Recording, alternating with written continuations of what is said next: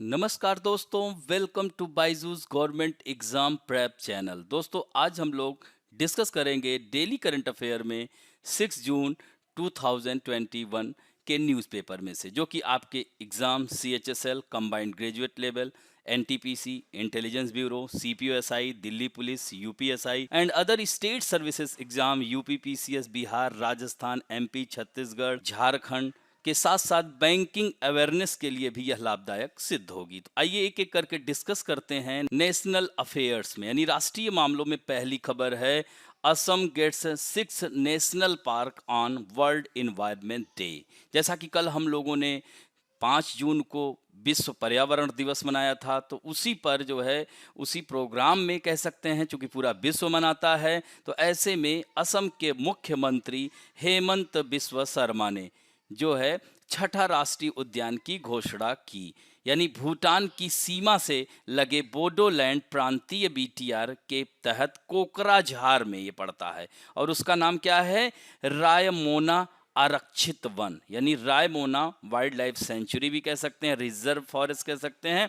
इसे जो है नेशनल पार्क, राष्ट्रीय उद्यान के रूप में अधिसूचित किया गया है। यानी Assam chief minister Himanta Biswa Sarma has notified the Raimona Reserve Forest in Kokrajhar as the sixth national park of the state under the Bodoland Province region. Bordering Bhutan, यानी भूटान की सीमा को स्पर्श करता है कौन, Kokrajhar district. On the occasion of world environment day, the chief minister said that with this the number of national park in the state has now increased to 6। यानी अब national park यानी राष्ट्रीय उद्यानों की संख्या 6 हो गई। इससे पहले असम में 5 हुआ करती थी। वह राष्ट्रीय उद्यान कौन कौन से थे, तो काजीरंगा जो वन हॉर्न राइनोसर्स के लिए जाना जाता है, मानस नेशनल पार्क, यह भी जो है स्पेसिफिक है, हाथियों के लिए जाना जाता है, नामेरी है, औरांग है, इसे राजीव गांधी नेशनल पार्क भी कहते हैं, डिब्रू सैखोवा भी नेशनल पार्क भी है एंड वाइल्ड लाइफ यह जो है बायोस्फीयर रिजर्व भी है।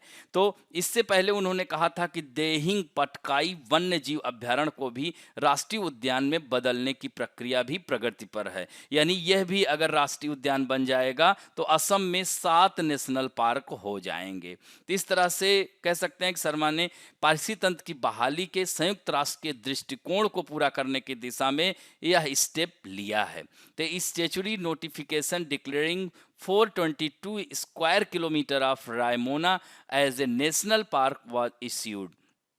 तो यह जो है 422 वर्ग किलोमीटर में फैला है, इसे राष्ट्रीय उद्यान घोषित करने वाली एक वैधानिक अधिसूचना जारी की गई है। Raimona national park in Kokrajhar district along with West Bengal and Bhutan. अब यहाँ मानचित्र में आप देखेंगे तो यह जो है देहिंग पटकोई, इसके बारे में भी ध्यान रखिएगा। यह यहाँ पर है, ये कह सकते हैं ये जो है एकदम बाउंड्री पर है, ये नागालैंड, ये पटकोई बूम की पहाड़ियाँ भी हैं यहीं पर, तो यहीं पर यह अवस्थित है, ये देख सकते हैं। तो ये भी नेशनल पार्क की बनने के रास्ते में है। और यहाँ पर आप देख सकते हैं ये जो पार्ट है, जैसे कि इससे अलावा जो मानस हमने बात किया था, नामेरी नेशनल पार्क बात किया था, काजीरंगा बात किया था, तो यह जो है पश्चिम बंगाल और भूटान की सीमा पर है। तो नेक्स्ट मैप में और आसानी से समझेंगे।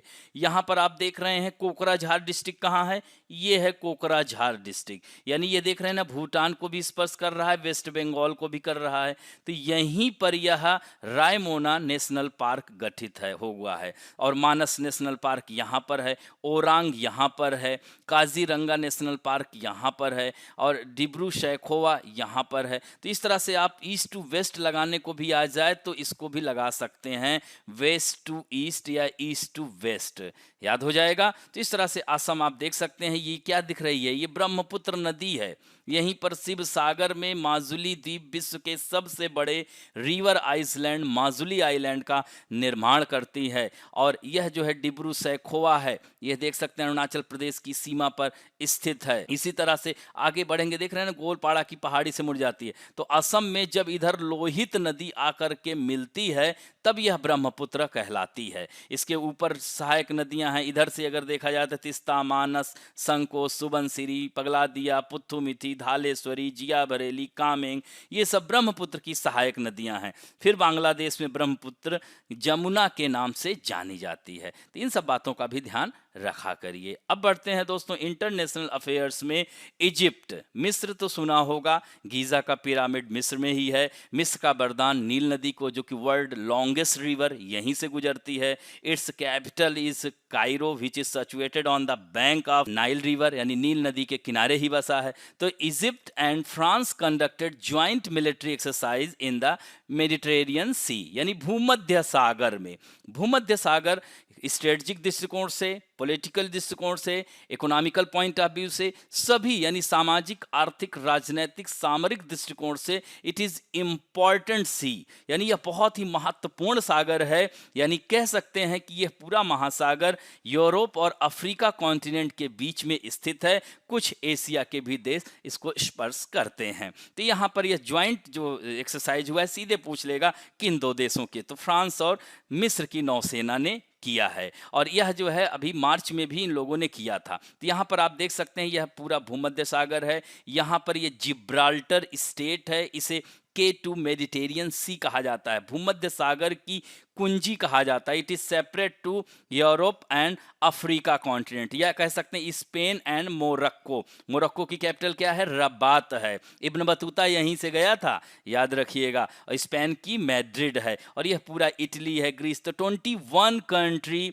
कह सकते हैं कि यह भूमध्य सागर को स्पर्श करती है। और यहीं पर भूमध्य सागरीय जलवायु भी पाई जाती है, मेडिटेरियन क्लाइमेट। यह ऐसी जलवायु है कि विश्व के सभी महाद्वीपों में, चाहे साउथ अमेरिका का मध्य चिली वाला पार्ट हो, चाहे उत्तरी अमेरिका का कैलिफोर्निया वाला पार्ट हो, चाहे अफ्रीका महाद्वीप का इजिप्ट, लीबिया, अल्जीरिया और नीचे साउथ अफ्रीका, इसी तरह से ऑस्ट्रेलिया में पर्थ यानी एडिलीड के पास भी यह मेडिटेरियन क्लाइमेट पाई जाती है। इसी तरह से एशिया में बात की जाए तो यह जो आप देख सकते हैं कि इजराइल, सीरिया, दमकस, इन सब क्षेत्रों में, टर्की, यहाँ पर मेडिटेरियन क्लाइमेट पाई जाती है। तो आपने देखा कि सभी कॉन्टिनेंट में अंटार्कटिका को छोड़कर, ये ध्यान रखेंगे। और this climate is famous for citrus food, रसदार फलों के लिए जानी जाती है। यही कारण है कि विश्व में सबसे अधिक शराब का उत्पादन इन्हीं क्षेत्रों में होता है। यहाँ पुर्तगाल में एक अपोर्टो पोर्ट है, इसे वाइन पोर्ट के नाम से जाना जाता है। इसी तरह से फ्रांस में ब्रडेक्स शहर है,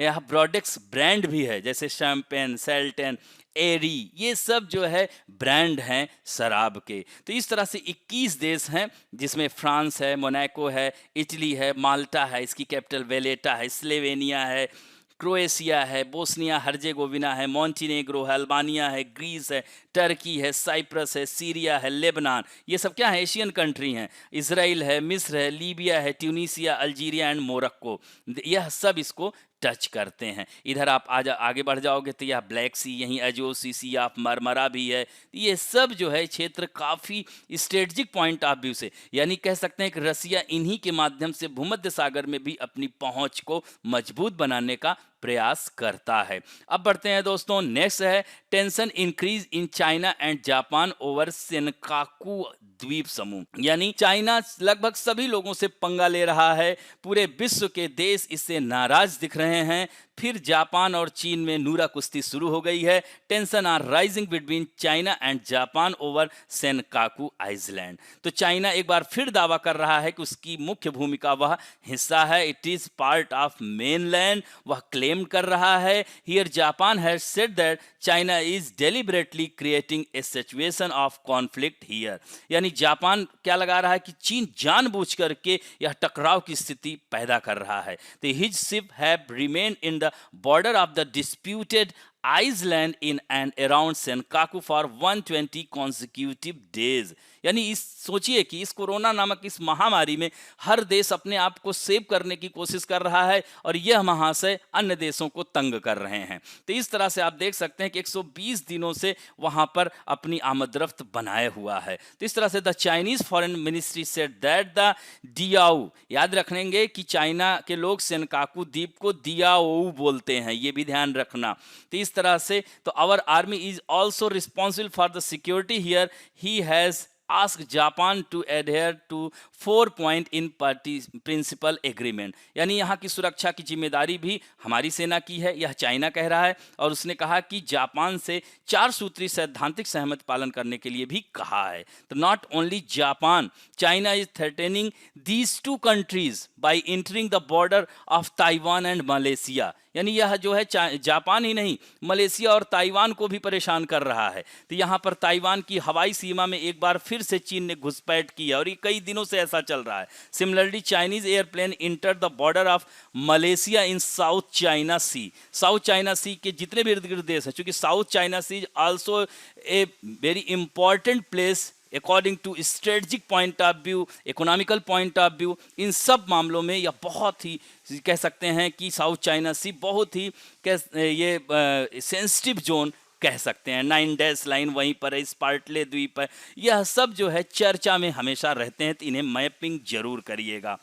अब यहाँ पर Senkaku island have been formally control by Japan in 1895, यानी 1895 से ही जापान औपचारिक रूप से इसका नियंत्रण कर रहा है। The United State also control the region for some time after second world war, यानी संयुक्त राज्य अमेरिका दूसरा विश्व युद्ध जब हुआ था तो कुछ समय के लिए इस द्वीप को, सेंकाकू द्वीप यहीं पर है, ताइवान के समीप ही है। तो इस तरह से फिर चीन ने 1970 के दशक से इस पर दावा करता चला रहा है, फिर उसने 2012 से ही यह जो है डिस्प्यूट शुरू कर दिया। तो इस तरह से आप देख सकते हैं ये जापान है, यहाँ से ये आप देख सकते हैं यहाँ पर ये जो रेड लाइन चाइना की है, ब्लू जापान की है, इस तरह से यह देख सकते हैं कि यही विवादित क्षेत्र है। अब बढ़ते हैं दोस्तों साइंस एंड टेक्नोलॉजी में।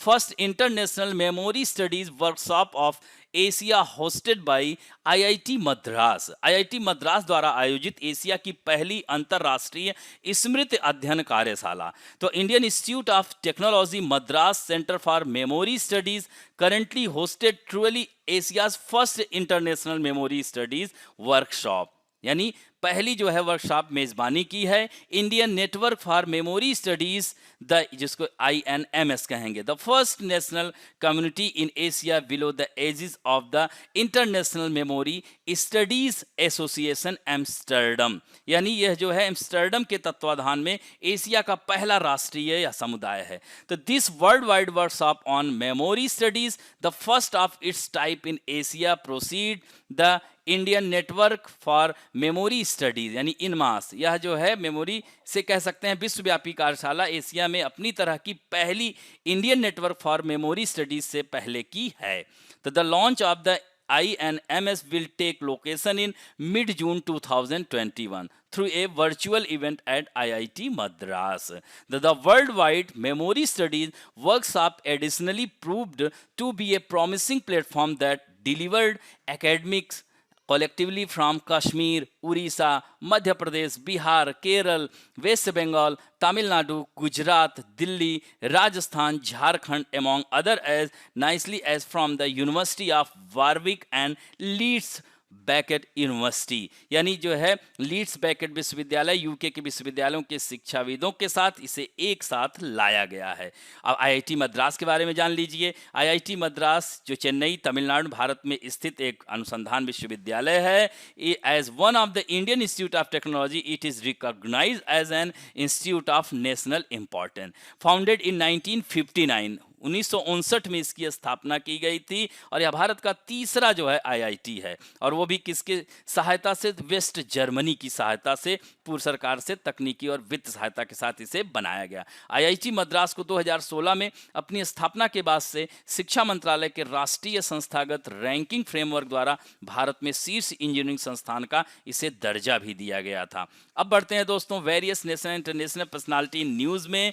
ग्लोबल टीचर दिसाले, रंजीत सिंह दिसाले, यह नाम तो आप लोगों ने सुना ही होगा, हम लोग डिस्कस भी कर चुके हैं। यह जो है 2020 का 7 करोड़ का ग्लोबल टीचर अवार्ड जीतकर सुर्खियों में आए महाराष्ट्र के प्राथमिक स्कूल के शिक्षक रंजीत सिंह दिसाले ने फिर देश का नाम रोशन किया है। He has been included in the international advisory board of the World Bank, विश्व बैंक के अंतर्राष्ट्रीय परामर्श बोर्ड, यानी शैक्षिक सलाहकार इन्हें बनाया गया है, एकेडमिक एडवाइजर बनाया गया है, ये ध्यान रखेंगे। और दिसाले फ्रॉम, यह जो है परितेवाड़ी यानी परितेवाड़ी इन महाराष्ट्र, सोलापुर डिस्ट्रिक्ट है। Along with 11 other will join the international technical advisory board. The World Bank recently launch global coach programme, यानी वर्ल्ड बैंक ने ग्लोबल कोच कार्यक्रम अंतर्राष्ट्रीय तकनीकी परामर्श बोर्ड से यह जुड़ेंगे 11 अन्य लोगों के साथ। कौन? दिसाले साहब। दिसाले को लड़कियों की शिक्षा और QR कोड आधारित किताबों के अभियान को बढ़ावा देने के लिए ग्लोबल टीचर अवार्ड से नवाजा गया था। सोचिए, इनको जो है ये ध्यान रखेंगे। और Disale first learn this language in order to teach girls in Canada in school, यानी उन्होंने जो है कन्नड़ में शिक्षा देने के लिए दिसाले ने यह पहली भाषा सीखी थी। इसके बाद कन्नड़ भाषा में पुस्तकों का उन्होंने ट्रांसलेशन भी किया। Student attendance at Disale school is now 100%, 100% लोग उनकी हाजिरी होती है, लोग क्लास लेते हैं उनकी। अब बढ़ते हैं दोस्तों बुक्स एंड अवार्ड्स में। इंटरनेशनल बुकर प्राइज 2021 आ गया है। One of the most important for your exam, David Diop. याद रखेंगे, डेविड डियोप जो है इस बार पहले ऐसे फ्रांसीसी लेखक हो गए हैं जिन्हें इंटरनेशनल बुकर प्राइज मिला है। और उनकी जो पुस्तक है at night all blood is black, ये ध्यान रखेंगे, यही पुस्तक का नाम है। ये महाशय जी हैं। तो यह प्राइज मनी 50,000 जो है पाउंड दिया जाएगा। अनुवादक को भी इसमें अमेरिकी लेखक और कवि अन्ना मोस्कोवाकिस के बीच यह विभाजित किया जाएगा, डिवाइड किया जाएगा। तो दोस्तों अंतर्राष्ट्रीय बुकर पुरस्कार याद रखेंगे, जिसे मैन अंतर्राष्ट्रीय बुकर पुरस्कार के रूप में जाना जाता था, अब इंटरनेशनल बुकर पुरस्कार ये 2005 में स्टार्ट हुआ था। इस्माइल कदारके को दिया गया था, अल्बानियाई लेखक थे। उसके बाद 2007 में, पहले 2-2 साल के गैप में दिया जाता था। तो 7 में चिन्हुआ अचाबे साहब को दिया गया था। 9 में जो है एलिस मुनरो को दिया गया था। 11 में फिलिप रोथ को दिया गया था। इसी तरह से 13 में जो है लेडिया डेविस को दिया गया था। एंड 15 में क्रासजेन होरकई साहब को दिया गया था, लॉसजेस क्रासजेन होरकई, याद रखेंगे। और फिर 2016 से यह एवरी ईयर दिया जाने लगा, हर साल दिया जाने लगा।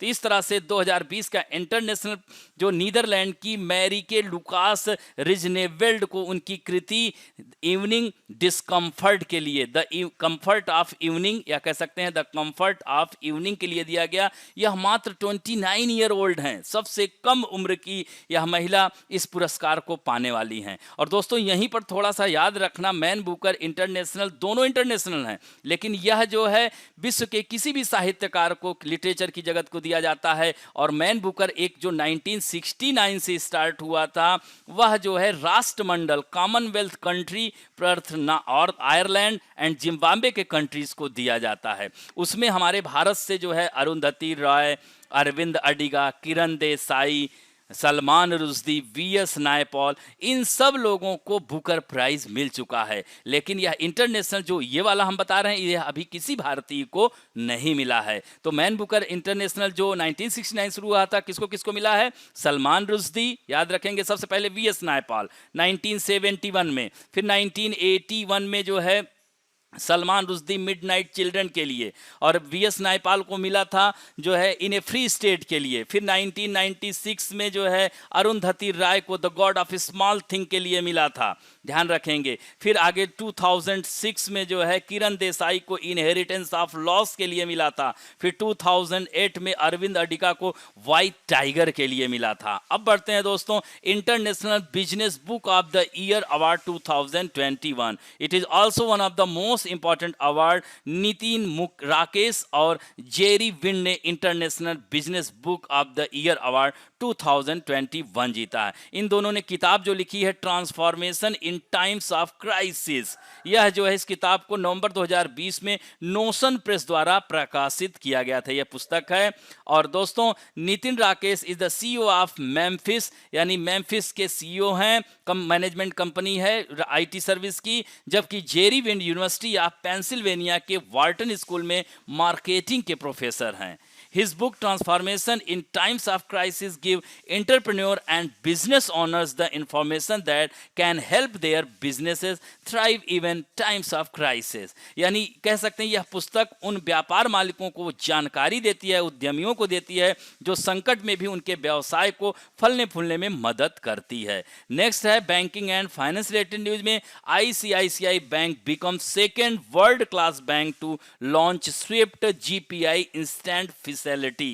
यानी आईसीआईसीआई बैंक ने स्विफ्ट जीपीआई इंस्टेंट सुविधा शुरू करने वाला विश्व स्तर का दूसरा बैंक, यानी एशिया पैसिफिक का पहला और विश्व का दूसरा बैंक यह हुआ है। तो ICICI bank has tied up with Swift to offer a facility that helps overseas partner bank to send instant remittance on behalf of their customer to the beneficiary in India. तो this makes ICICI bank the first bank in Asia Pacific and second globally to offer a facility called Swift GPI Instant for cross-border payment. तो यह जो है कह सकते हैं कि ICICI bank को एशिया प्रशांत में पहला और वैश्विक स्तर पर दूसरा बैंक है जो सीमा पार से भुगतान के लिए स्विफ्ट जीपीआई इंस्टेंट नामक सुविधा प्रदान कर रहा है। तो इससे लाभ क्या होंगे के benefit of SWIFT GPI instant, इससे क्या होगा, तत्काल हस्तांतरण होगा यानी इंस्टेंट ट्रांसफर होगा, personal remittance of up to 2 lakh send through SWIFT GPI instant are processed instantly and credited into the beneficiary account held with any bank in India via the IMPS network। Second क्या है, यह 365 दिन 24 hour उपलब्ध रहेगी। Transparency on the charges, शुल्कों में पारदर्शिता रहेगी। And immediate update on the status of the transfer, यानी जो भी ट्रांसफर होगी मनी वह तुरंत अपडेट की जाएगी, यह इसकी खासियत है। और आईसीआईसीआई बैंक की स्थापना 1994 वडोदरा में हुई थी। इसका जो व्यावसायिक मुख्यालय है वह मुंबई में है। इसके MD and CEO Sandeep Bakhshi हैं और इसका जो टैग लाइन है वह है हम हैं ना ख्याल आपका। एंड नेक्स्ट है स्पोर्ट न्यूज में, जमैका देश है जो दोस्तों ये कैरेबियन कंट्री है, विच कैपिटल इज किंगस्टन। तो Shelly and Fraser Pryce sets record, Jamaica की सैली एंड फ्रेजर प्राइस ने रिकॉर्ड बनाया। हालांकि उन्होंने वर्ल्ड रिकॉर्ड नहीं तोड़ पाई, लेकिन वर्तमान समय में धरती की सबसे तेज धाविका यह बन चुकी हैं। क्योंकि 2 बार की Olympic champion Shelly and Fraser Pryce world record तो नहीं तोड़ सकी, लेकिन दुनिया के 33 ईयर यानी 33 साल के बाद किसी महिला स्प्रिंटर को इतनी तेज दौड़ते जरूर देखा गया है। उन्होंने 1988 के बाद 100 मीटर की दूरी को मात्र पलक झपकते ही यानी 10.63 सेकंड में ही किंगस्टन में सबसे कम समय में नापने वाली यह महिला बन गई हैं। The record for completing the 100 meter race in women in shortest time is in the name of Florence Joyner of America. यानी अमेरिका की फ्लो जो इनको कहा जाता है, यानी फ्लोरेंस जोयनर के नाम है, जिन्होंने सोचिए मात्र 10.49 सेकेंड, 10.61 सेकेंड, 10.62 और चौथी बार किसने, फ्रेजर ने 10.63 में ही कवर कर दिया है। तो यानी अमेरिकी महिला स्प्रिंटर अपने ही रिकॉर्ड को उन्होंने दुरुस्त करती दिखी, आप देख सकते हैं। तो उस हिसाब से Jamaican sprinter Shelly and Fraser ने जो समय निकाला है वह महिलाओं की 100 मीटर की रेस में इतिहास में चौथा सबसे बेस्ट है, यानी 4th सबसे बेस्ट रिकॉर्ड है। और इस तरह से आगामी वह तीसरी बार ओलंपिक टोक्यो में गोल्ड जीतने के लिए प्रबल दावेदार हैं। अब बढ़ते हैं दोस्तों, let us talk about some important fact में राज्यों का गठन की बात। देखिए हमने इसमें तो अल्फाबेटिकल ऑर्डर में दिया है, इसकी कहानी थोड़ा सा सुन लीजिए। जब भारत स्वतंत्र हुआ था 1947 में, 15 अगस्त 1947 को इंडिया इंडिपेंडेंस हुआ था, यानी 14 अगस्त को पाकिस्तान, 15 अगस्त को हमारा देश स्वतंत्र हुआ था। तब उसके बाद बहुत सारी रियासतें हुआ करती थी, जिनका विलय जो है उस समय के तत्कालीन गृह मंत्री कौन थे, सरदार वल्लभ भाई पटेल जी ने 552 से अधिक रियासतों का उन्होंने विलय किया। उसके बाद आंध्र प्रदेश से ही पोटी श्री रामालू साहब थे, जो उन्होंने भाषाई आधार पर यानी अकॉर्डिंग टू लैंग्वेज यानी लैंग्विस्टिक बेस पर अलग राज्य की मांग करने लगे। जिस पर जो है वह धीरे धीरे वह आंदोलन का रूप लेता गया। फिर कांग्रेस वर्किंग कमेटी ने, उस समय तत्कालीन प्रधानमंत्री पंडित जवाहरलाल नेहरू जी थे, तो पोटी श्री रामालू साहब भी कांग्रेसी ही थे। तब इलाहाबाद हाई कोर्ट के रिटायर्ड जस्टिस एस के धर की अध्यक्षता में धर कमीशन इस्टेब्लिश किया गया और उन्होंने यह रिपोर्ट दी कि भाषाई आधार पर राज्यों का गठन नहीं किया जा सकता, क्योंकि हमारे देश में 500-550 से अधिक भाषाएं बोली जाती हैं। तो इस तरह से फिर से यह अलग अलग खंडों में बढ़ जाएगा, तो ऐसे में जो है काफ़ी दिक्कतें होंगी, क्योंकि सरदार पटेल साहब ने रियासतों का विलय करके A grade, B grade, C grade और डी ग्रेड में इन रियासतों को बांट दिया था। तो इस तरह से ये लेकिन मुद्दा उठने लगा। फिर जो है धर आयोग की जांच के लिए, यानी कह सकते हैं कि धर आयोग, जो धर कमीशन था, उसको फिर से जो है कह सकते हैं उस पर उसकी जांच के लिए एक जो है कांग्रेस वर्किंग कमेटी ने जेवीपी कमेटी का गठन किया, जिसमें जवाहरलाल नेहरू, वल्लभ भाई पटेल और पट्टाभी सीतारमैया। उन्होंने भी यही कहा कि इन्होंने ठीक कहा है कि अकॉर्डिंग टू एडमिनिस्ट्रेशन, प्रशासनिक व्यवस्था के आधार पर राज्यों का गठन किया जाना चाहिए, ना कि लैंग्विस्टिक बेस पर। तो इस तरह से लेकिन फिर पोटी श्री रामालू साहब माने नहीं, आंदोलन और तेजी से उग्र होता गया और वह लगातार 58 दिन 58 डेज तक हंगर स्ट्राइक किए, जिसकी वजह से उनकी मृत्यु हो गई और पूरा आंध्र प्रदेश जलने लगा। ऐसे में पंडित जवाहरलाल नेहरू जी ने 1953 में ही भाषाई आधार पर आंध्र प्रदेश के राज्य के गठन की बात कर दी और 1 ही नवंबर 1953 को स्टेट रीऑर्गेनाइजेशन कमीशन का गठन किया और इस तरह से स्टेट रीऑर्गेनाइजेशन कमीशन ने 1955 एंड 56 में अपनी रिपोर्ट दी, जिस पर 1 नवंबर 1956 को पहला राज्य आंध्र प्रदेश था। यानी भाषाई आधार पर याद रखेंगे, पहला राज्य का गठन कौन सा हुआ? आंध्र प्रदेश का हुआ, ध्यान रखेंगे। फिर 1960 में जो है महाराष्ट्र, मराठी लोग गुजरात, मराठा, तो 1960 में महाराष्ट्र गुजरात। फिर 1963 में नागालैंड असम से अलग हुआ। फिर इसी तरह से 1966 में पंजाब से जो है हरियाणा, चंडीगढ़ भी अलग हुआ। तो इसी तरह से फिर 70 में तो मणिपुर, मेघालय, त्रिपुरा, हिमाचल प्रदेश, ये सारी डेट हमने दिया हुआ है। 1971 और 72 में हिमाचल, 71 में मणिपुर, मेघालय, त्रिपुरा और 72 में हिमाचल प्रदेश। फिर 1975 में 36 में कॉन्स्टिट्यूशनल अमेंडमेंट के तहत सिक्किम 22वां राज्य बना। कौन सा राज्य? 22nd state of India. इस तरह से 75 में, फिर उसके बाद 1987 में गोवा, यानी मिजोरम, अरुणाचल प्रदेश, मिजोरम एंड गोवा। तो Goa is the 25th state of India, यानी 1987 में ही तीनों बने थे। यहां पर देख रहे हैं अरुणाचल प्रदेश 20 फरवरी 1987, यहां पर देख सकते हैं। फिर उसके बाद आगे इसमें गोवा दिया है ना 30 मई 1987 और मिजोरम जो है याद रखेंगे यहां पर 20 फरवरी। तो यहां जो है अरुणाचल प्रदेश और मिजोरम सेम था और 30 मई 1987 को 1987 को गोवा जो है 25वां राज्य बना। उसके बाद 19 एंड 2000 यानी 19 एंड 15 नवंबर 2000 को 3 स्टेट और बने। 1 नवंबर को कौन सा? छत्तीसगढ़ राज्य बना। आइए देखते हैं इसमें छत्तीसगढ़ कहीं दिख रहा है? छत्तीसगढ़ राज्य कहीं दिख रहा है? ये देख रहे हैं 1 नवंबर 2000 को। फिर 9 नवंबर 2000 को छत्तीसगढ़ के बाद कौन सा बना?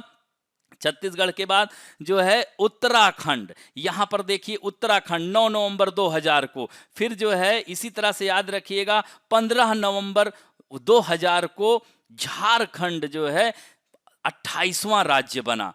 कौन सा राज्य बना? 28वां राज्य झारखंड बना 15 नवंबर 2000 को। तो 28 स्टेट थे। फिर उसके बाद 2 जून 2014 को तेलंगाना राज्य बना। 29वां राज्य Telangana, 29th state of India is Telangana, 2 June 2014। फिर उसके बाद आपने देखा होगा 2019 में Jammu Kashmir state reorganisation commission बनाया गया, जिसमें लोकसभा, राज्यसभा में, सदन में पारित किया गया और जम्मू कश्मीर राज्य से केंद्र शासित प्रदेश बन गया। तो इस तरह से 31 अक्टूबर 2019 को Jammu and Kashmir and Ladakh 2 union territory state बन गए।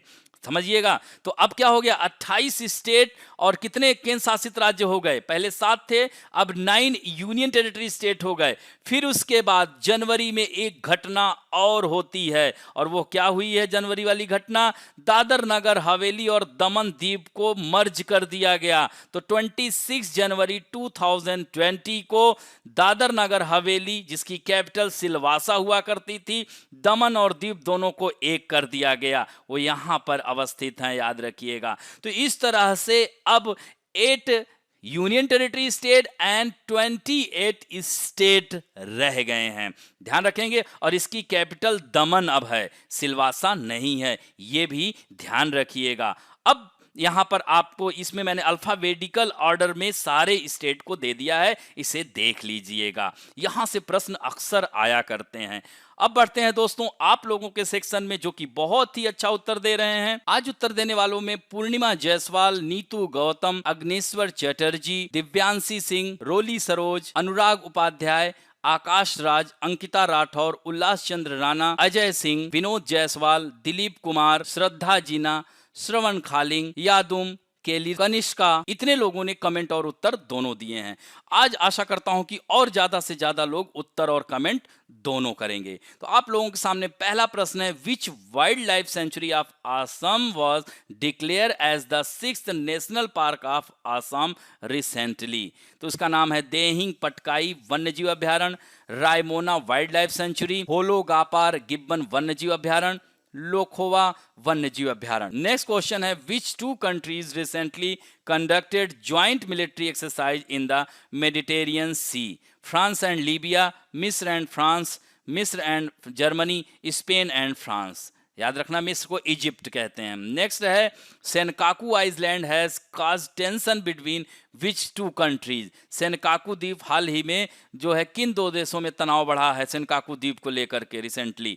तो China and Japan, North Korea and South Korea. इसको यहाँ पर रिसेंटली लिख लीजिएगा, Senkaku island has cause tension between which 2 countries recently. हाँ याद रखना हाल ही में। तो वह कौन कौन सा होगा, North Korea and South Korea, China and South Korea, Japan and Taiwan, या China and Japan. Next question है, who has recently hosted Asia's first international memory studies workshop? IIT Mumbai, IIT Roorkee, IIT Madras, IIT Guwahati. Next question है, Global Teachers Award winner Ranjit Singh Disale has been appointed as an educational advisor to the International Advisory Board of the World Bank. He hails from which state? वह किस राज्य से हैं? He's belong from which state? Gujarat, Maharashtra, Madhya Pradesh, Uttar Pradesh. Next question है, David Diop has won the International Booker Prize 2021 for which novel?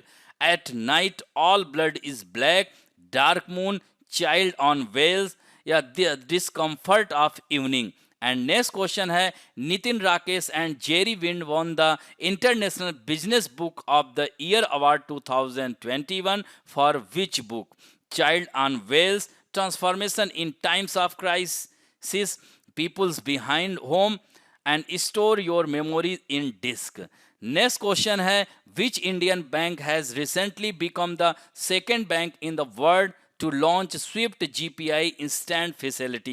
HDFC Bank, Axis Bank, ICICI Bank, Punjab National Bank. And next question है, runner Shelly and Fraser Pryce belong to which country? किस देश की हैं यह? संयुक्त राज्य America, Jamaica, Kenya, या Mexico.